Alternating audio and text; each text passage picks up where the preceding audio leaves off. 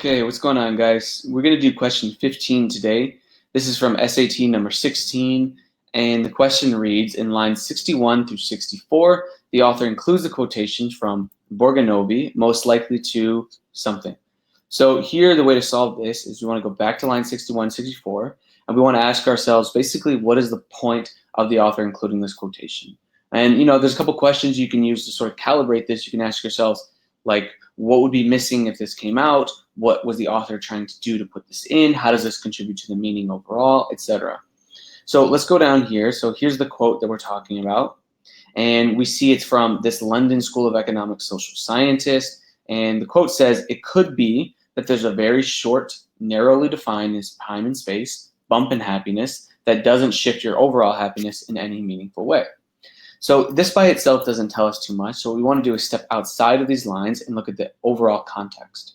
So I only included part of the paragraph here, not the full passage, but we know this comes at a point in the passage where there's a survey that's conducted of students who perform altruistic or good acts, and they're trying to see, does doing these good acts confer a benefit, a sense of happiness and a well-being that's lasting.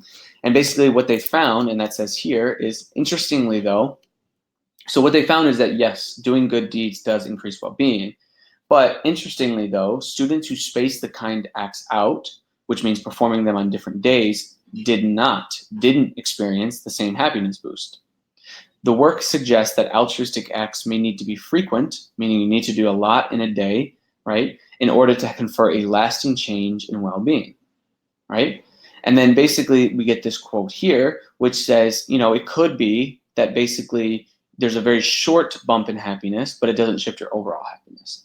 So what this quote, pretty much from a new social scientist who wasn't mentioned elsewhere in the passage, what it seems to be doing is sort of explaining this phenomenon that if you want to have a long-lasting sense in well-being or change in happiness, you need to do not just one altruistic act sort of spaced out, but you need to do multiple ones in a day to have that long-term effect.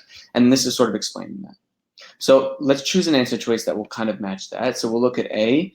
A says that the quotation is included to indicate the hypothesis that so-and-so study was intended to test.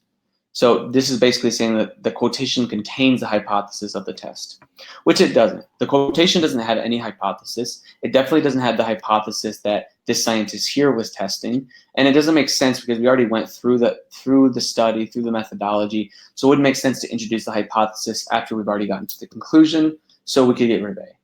B says that the author includes a quotation to provide a possible explanation for a result of the study. And this is pretty much what we said, that the quote seems to be explaining the phenomenon of the fact that if you want long-term lasting happiness, you need to do multiple deeds in a day, not space them about so much. And that is a result of the study, so this is a good answer choice. C says that the author includes the quotations to criticize so-and-so for failing to consider the benefits of short-term happiness. This would basically be if the author was like, listen, you're not taking short-term happiness seriously. Like these good deeds that are spaced out, they're good because they're increasing short-term happiness, and you should take that seriously. But the quotation is not really criticizing the scientist; it's just providing an explanation, and it's not really saying, listen, you're not considering the benefits of short-term happiness. So I would get rid of C. D says that the quotation is included to compare the results of so-and-so study with those of another study. And simply because in the quotation no other study is mentioned, so no comparison could be being made, we can get rid of D, which is going to leave us with answer choice B for question 15, which is our correct answer.